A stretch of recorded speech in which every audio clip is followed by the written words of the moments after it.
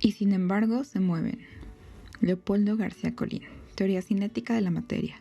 La ciencia para todos. Fondo de Cultura Económica. Física. Capítulo 4. Las propiedades de un gas en equilibrio. A manera de preámbulo para este y los capítulos subsecuentes, es de imperiosa necesidad hacer una breve recapitulación de aquellas propiedades de la materia en general y de los gases en particular que deseamos extraer de un modelo cinético como el propuesto en el capítulo anterior. La materia, como hemos insistido varias veces, la encontramos en una de sus tres fases, gaseosa, líquida o sólida, aunque en algunos casos coexisten dos de estas fases entre sí y, en condiciones muy drásticas, el llamado punto triple, las tres. Esta última posibilidad no la estudiaremos aquí. Ahora bien, cuando examinemos las fases individualmente se presentan, en general, dos situaciones.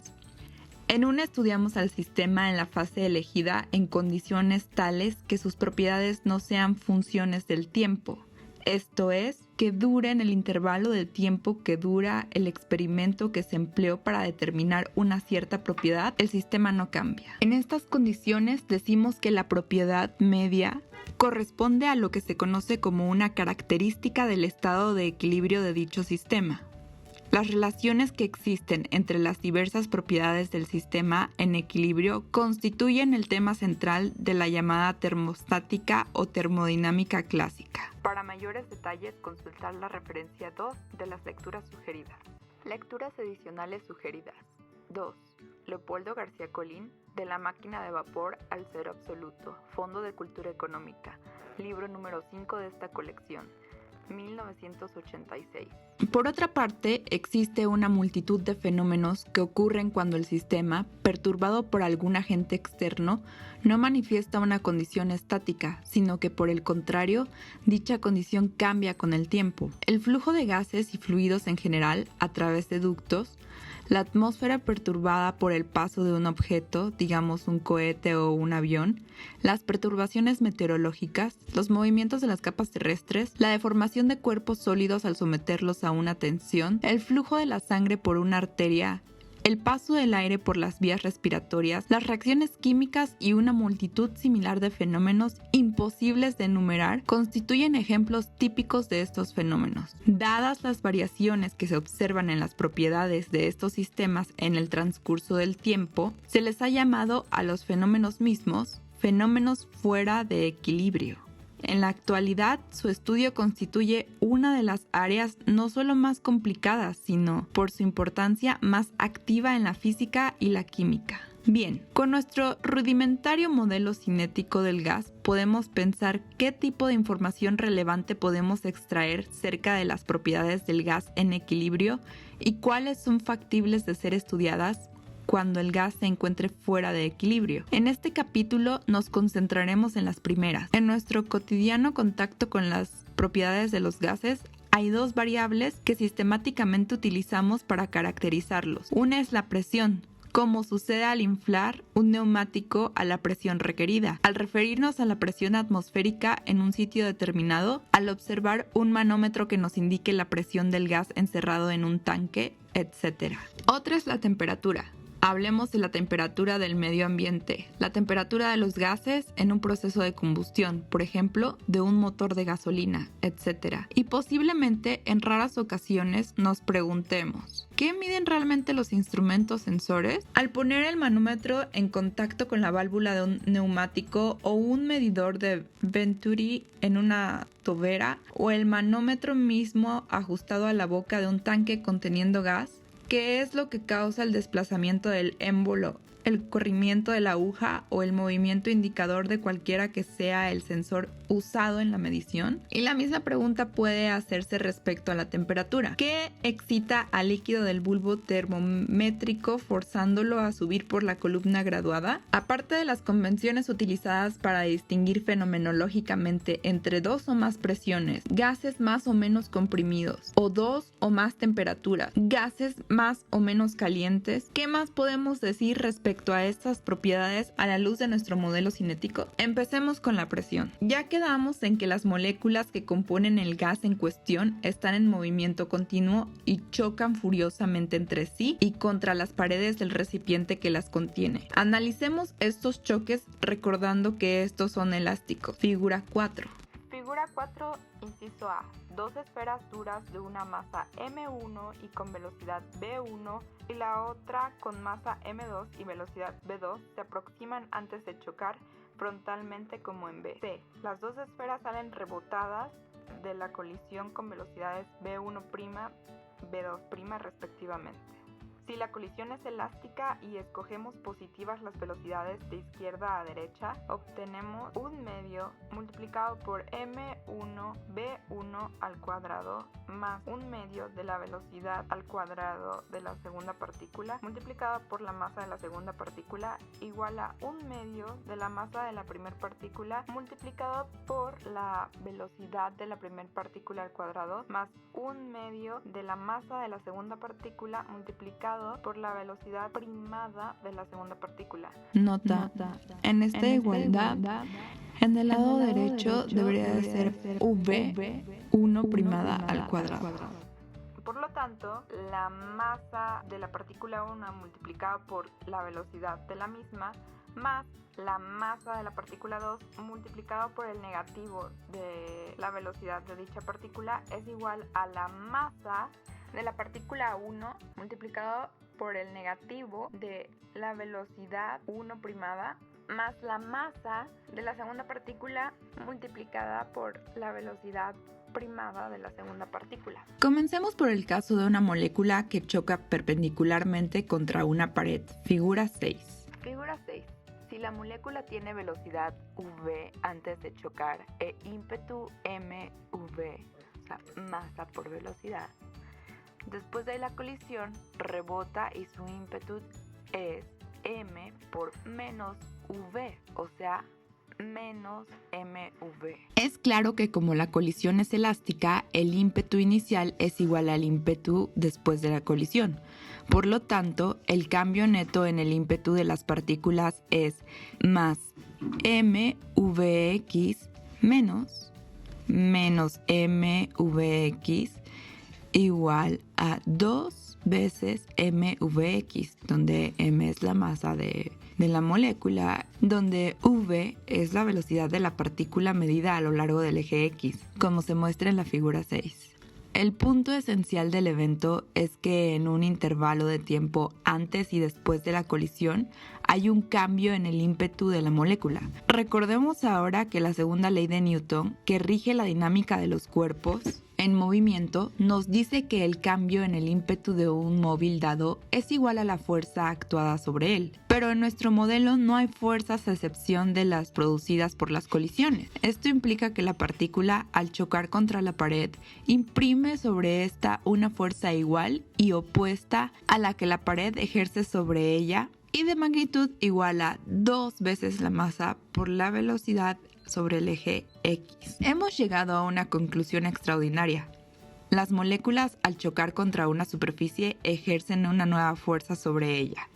Y la presión no es más que la fuerza ejercida por unidad de superficie. Es evidente pues pensar que la presión sobre cualquier superficie, real o imaginaria, que se ponga en contacto con el gas va a provenir del efecto de las colisiones entre las moléculas del gas y dicha superficie. Esta conclusión es correcta. Veamos ahora lo que ocurre. Consideremos un intervalo de tiempo de 1 segundo, tiempo muy pequeño comparado con la duración de un experimento, pero muy grande comparado con la vida que tiene una molécula entre 2 colisiones sucesivas. En un gas a 0 grados centígrados y presión atmosférica, esta vida media, conocida en la jerga cinética como tiempo libre medio, es del orden de 10 a la menos 10 segundos. 1/10 de nanosegundo. Esto quiere decir que en promedio cada molécula choca 10 a la 10 veces cada segundo. Y decimos en promedio porque es evidente que dada la naturaleza estadística de nuestro modelo, solo podemos hacer consideraciones que reflejen eso, el comportamiento promedio de las partículas. Imagínese entonces la cantidad de colisiones que ocurren sobre un área de 1 centímetro cuadrado de la pared. Si en 1 centímetro cúbico hay del orden de 10 a la 19 moléculas, con suponer que solo una fracción pequeña de ellas, digamos 10 a la 10, choquen con ella, en un segundo tendremos en ese centímetro cuadrado 10 a la 10 por 10 a la 10, que es igual a 10 a la 20 colisiones en un segundo. La presión ejercida pues no es despreciable, y esto, en efecto, es lo que le ocurre a las partes sensoras de los instrumentos con que se mide la presión en gases. Durante el intervalo de tiempo que dura la medición son bombardeados despiadadamente por las moléculas de gas, las cuales por cada choque transmiten una fuerza dada sobre tal superficie. Dicha fuerza que resulta de estas colisiones es lo que produce la presión del gas. Para aquellos lectores que estén más interesados en la materia, una deducción muy simple de la fórmula para esta presión está contenida en el apéndice 1. Pero vayamos un poco más adelante y consideremos el comportamiento de un gas encerrado en una caja de volumen V mayúscula, cuya superficie superior es un émbolo movible. Vamos a suponer que en este experimento mantenemos la temperatura del gas constante. Fijemos ahora el émbolo en la posición dada, como la mostrada en la figura 7, inciso A y 7, inciso B. Figura 7, inciso A.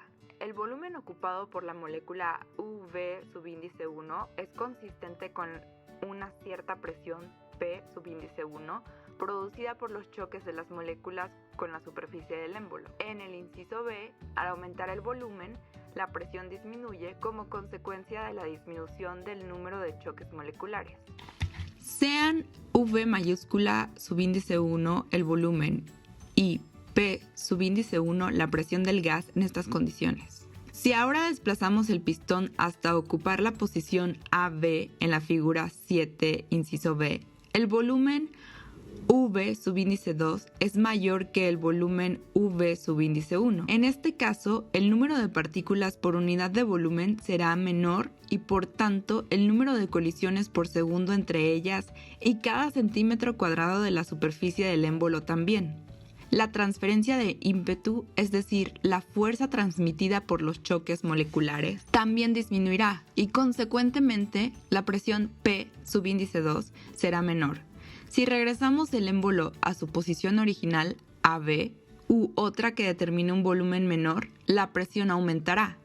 De aquí vemos que el número de partículas por unidad de volumen varía al cambiar el volumen del recipiente. Por tanto, en un intervalo de tiempo fijo, digamos un segundo, el número de colisiones entre las moléculas y las paredes del recipiente, en particular con la pared del émbolo, también cambia.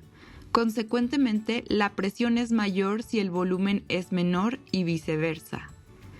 En todo este razonamiento, hemos supuesto que la temperatura permanece constante. Simbólicamente, P multiplicado por V es igual a una constante, si T es constante. Donde P es la presión, V mayúscula es el volumen y T mayúscula es la temperatura. Esta relación entre presión y volumen fue descubierta en el año de 1662 por el físico inglés Robert Boyle y hoy se conoce como la ley de Boyle. Esto es gratificante. Nuestro simple modelo no solo sirve para comprender el significado de la presión de un gas en términos moleculares, sino también hemos deducido a partir de él y de manera muy simple una de las relaciones más famosas que rigen el comportamiento de los gases.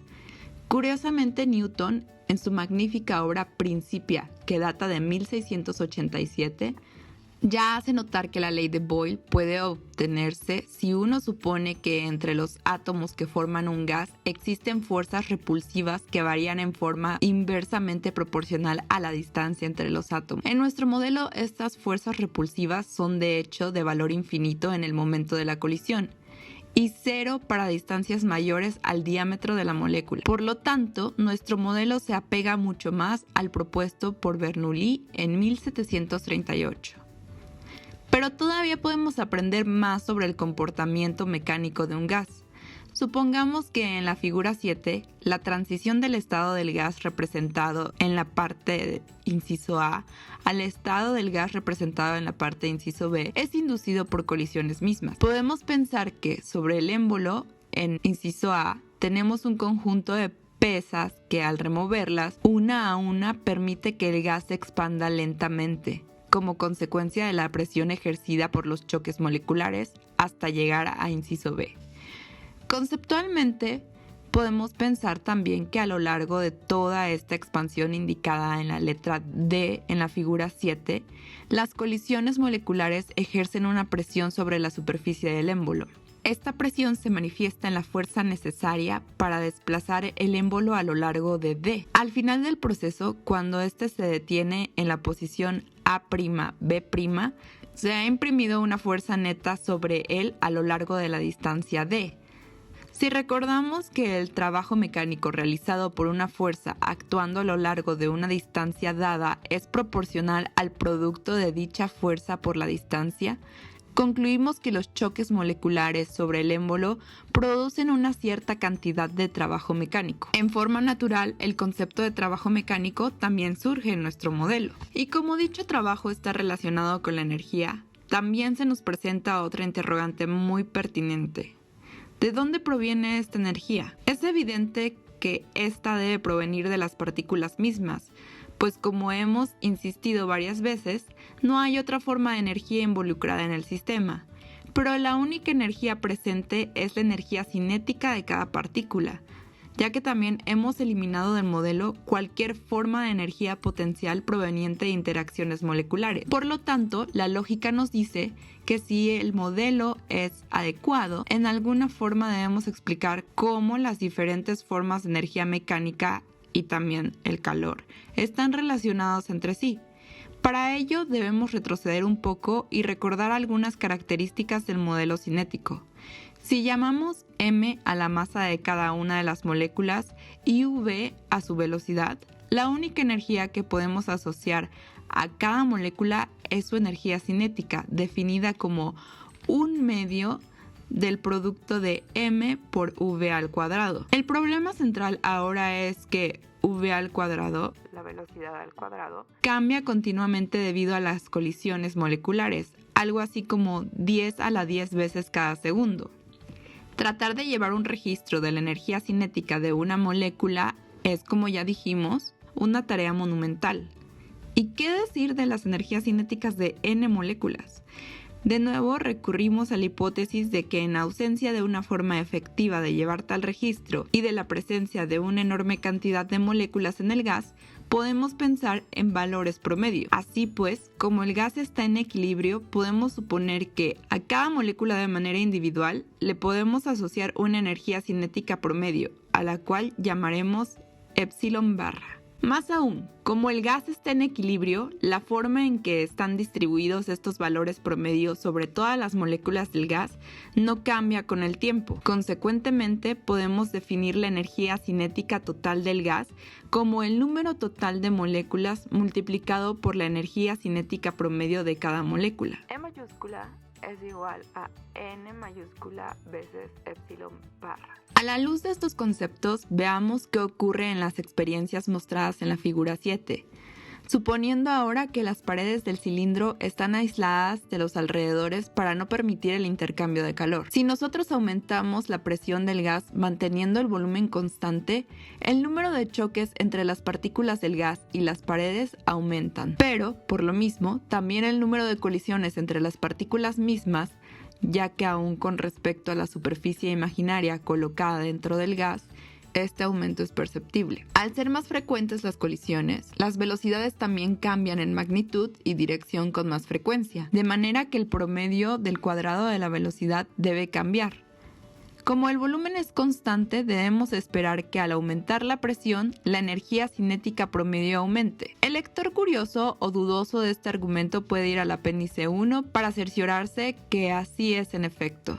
Pero el contenido esencial del argumento aquí expuesto es que si el número de moléculas n mayúscula en el recipiente es constante, a mayor presión, mayor energía cinética promedio por cada molécula. Por lo tanto, Una propiedad mecánica como la presión está correlacionada con una cantidad estrictamente molecular, la energía cinética promedio de las moléculas que forman el gas. Esto nos lleva a la primera respuesta a la pregunta planteada. Si en un sistema adiabático aislado suministramos trabajo mecánico al sistema, este se convierte en energía cinética, pues la energía cinética promedio por partícula epsilon barra aumenta. Esta aseveración constituye la interpretación microscópica de la primera ley de la termostática. Sin embargo, al hacer esta aseveración conviene subrayar vehementemente que esta interpretación ha surgido de la adopción de un modelo específico para describir las propiedades de un gas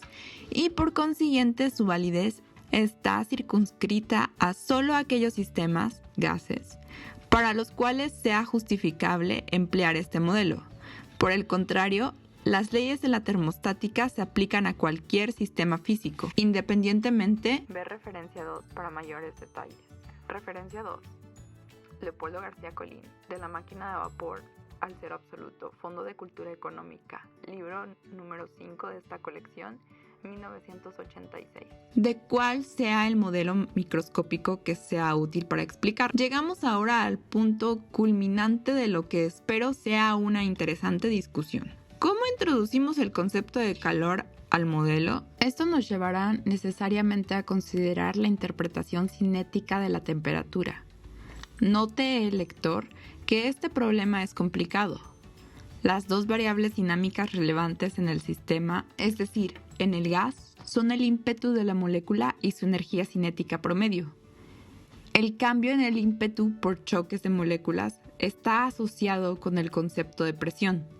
La energía cinética promedio también guarda a su vez una relación estrecha con la presión a través del resultado ya mencionado. A mayor presión, mayor energía cinética. Si N mayúscula no varía. Este resultado es de hecho la síntesis de cómo están relacionados entre sí propiedades mecánicas con propiedades microscópicas. Difícilmente, pues, podemos dar un paso más en esta dirección. La temperatura no tiene un origen mecánico, sino que proviene estrictamente de cuantificar las sensaciones de caliente y frío. ¿Estamos en un callejón sin salida? Veamos qué nos dice el experimento.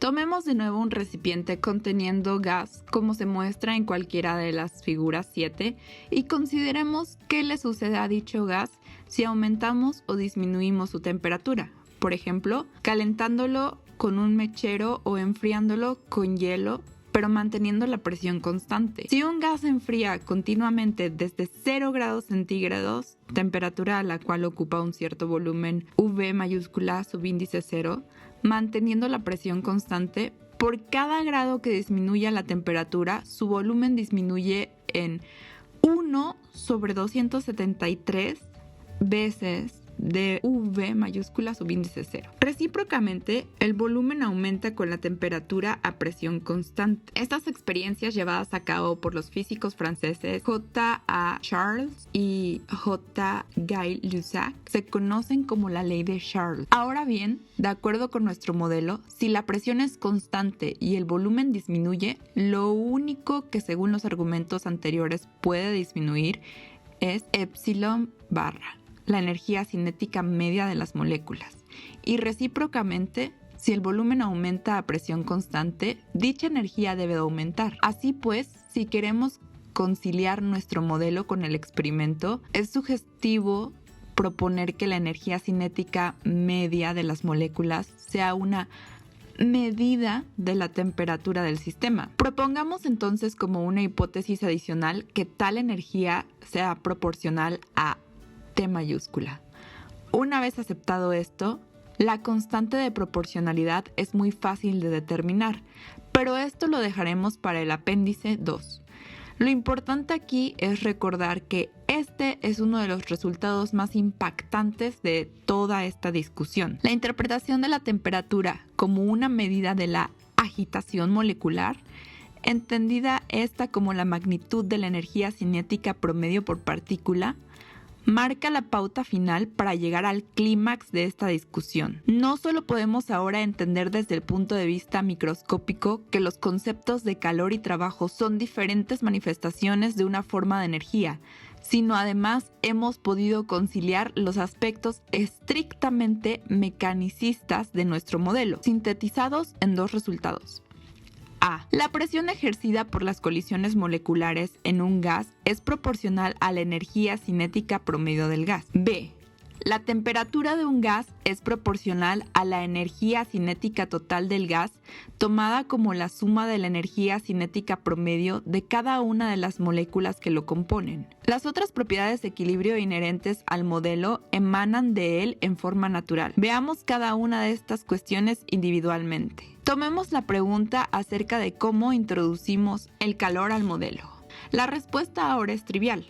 Si calentamos el gas, aumentamos la agitación molecular, esto es, aumentamos la energía cinética promedio. Si lo enfriamos, dicha energía disminuye. Pero lo mismo ocurre si realizamos trabajo mecánico sobre el gas o si éste lo cede a los alrededores. Lo que en física macroscópica no podemos distinguir por presentarnos el sistema como una caja negra, el acceso a este en el caso de un gas devela el misterio. Calor y trabajo no son más que diferentes manifestaciones del grado de agitación molecular que el sistema exhibe bajo diferentes circunstancias. Y la cuantificación de este grado de agitación se obtiene de acuerdo con nuestra hipótesis adicional, a través de la temperatura. Respecto a las otras propiedades de equilibrio, solo nos referiremos a las más importantes. Empecemos con la energía interna. Ya vimos que en el modelo adoptado, la energía total del sistema es igual a la energía cinética promedio de cada molécula multiplicada por el número de moléculas. Además,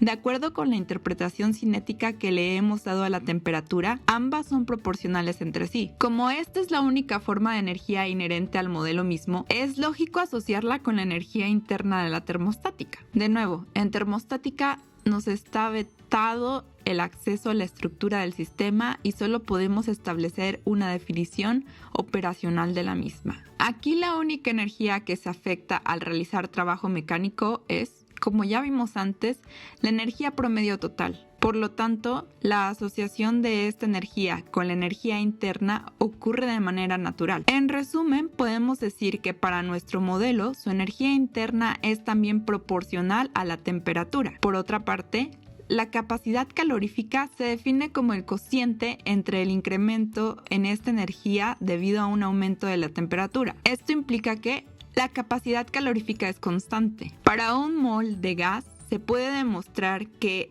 esa constante es igual a 3 medios de R mayúscula, donde R mayúscula es la constante universal de los gases. El lector interesado puede ver el apéndice 3 para una demostración elemental de esta afirmación. Este resultado concuerda maravillosamente bien con los resultados experimentales obtenidos para los gases nobles argón, criptón, radio y xenón.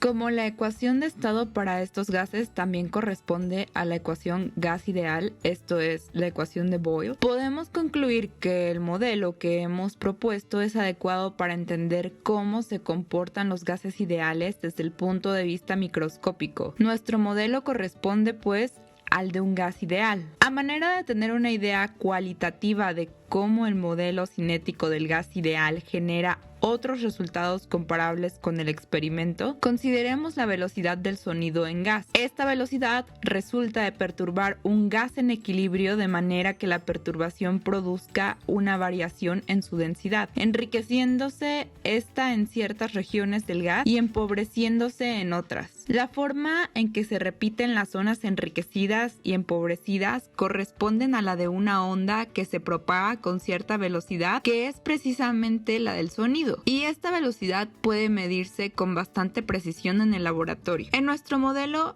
el promedio del cuadrado de la velocidad de las moléculas, v barra al cuadrado, es, como acabamos de indicar, proporcional a la temperatura del gas. Así pues, la raíz cuadrada de esta cantidad, Raíz cuadrada de v cuadrada barra, corresponde a una velocidad característica de sus moléculas. Si calculamos esta y la comparamos con la velocidad del sonido de algunos gases simples, obtenemos los resultados mostrados en la tabla 1. Tabla 1. La velocidad del sonido en algunos gases se compara con V mayúscula RPC igual a raíz cuadrada de la velocidad al cuadrado barra. Para los tres primeros gases la concordancia es notable. El cálculo de V cuadrada barra está esbozado en el apéndice 3. Aunque la concordancia no es del todo satisfactoria, vemos que para los dos primeros gases ambas velocidades son del mismo orden de magnitud. Vale la pena mencionar que la propia teoría cinética de los gases da lugar a la fórmula más precisa para la velocidad del sonido en gases monoatómicos. Los valores numéricos que se extraen de dicha fórmula concuerdan satisfactoriamente con los obtenidos experimentalmente. Como una última aplicación de los resultados obtenidos con nuestro modelo cinético de un gas ideal, mencionaremos un problema que a primera vista parecería alarmante. Todos sabemos que el planeta Tierra está rodeado de una capa atmosférica constituida fundamentalmente de una mezcla de gases en la cual el más abundante es el aire. Debido a la fuerza de atracción gravitacional que la Tierra ejerce sobre dichos gases, la densidad de la atmósfera es mayor cerca de la superficie terrestre. A medida que nos alejamos de ella, no solo la densidad disminuye, sino que la temperatura aumenta. Esto tiene dos consecuencias inmediatas. La primera es que como el número de partículas por unidad de volumen decrece, el número de colisiones también disminuye y por lo tanto la vida media o tiempo libre medio de cada molécula es mayor. A 1000 kilómetros de altura, este tiempo puede ser hasta de 1/10 de segundo, el cual comparado con los nanosegundos de vida en un gas en condiciones normales es enorme. Si pensamos que la molécula viaja aproximadamente a 300 metros por segundo, esto implica que la partícula puede recorrer del orden de 3 kilómetros antes de chocar contra otra. Si además la molécula está alejándose de la Tierra y su velocidad al iniciar su viaje después de su última colisión es mayor de 10 kilómetros por segundo, podrá salir disparada de la atmósfera sin que la fuerza de atracción ejercida por la Tierra pueda hacer nada por retenerla. Esto nos lleva a la segunda consecuencia, a saber, preguntar qué tan factible es que haya moléculas que tengan velocidades tan altas en las capas superiores de la atmósfera. La relación de proporcionalidad propuesta entre la energía cinética media de las moléculas y la temperatura nos da la respuesta. En efecto, esta energía depende solo de la temperatura, la cual en dichas capas de la atmósfera puede llegar a ser hasta de 1300 Kelvin. La proporción de moléculas con velocidades altas es mayor. Más aún, como el promedio del cuadrado de la velocidad es inversamente proporcional a la masa de las moléculas, entre menor sea su masa, mayor será v/². Estos argumentos nos llevan a pensar que la atmósfera de la Tierra y de hecho de cualquier planeta o sus satélites pierden sistemáticamente moléculas, de preferencia ligeras, de sus atmósferas. ¿Nos quedaremos sin aire algún día? Afortunadamente, la rapidez con que este fenómeno ocurre es muy lento. Una molécula de hidrógeno, la más ligera de todas, tarda como 1000 años en escapar a partir de que es liberada de la atmósfera por algún mecanismo.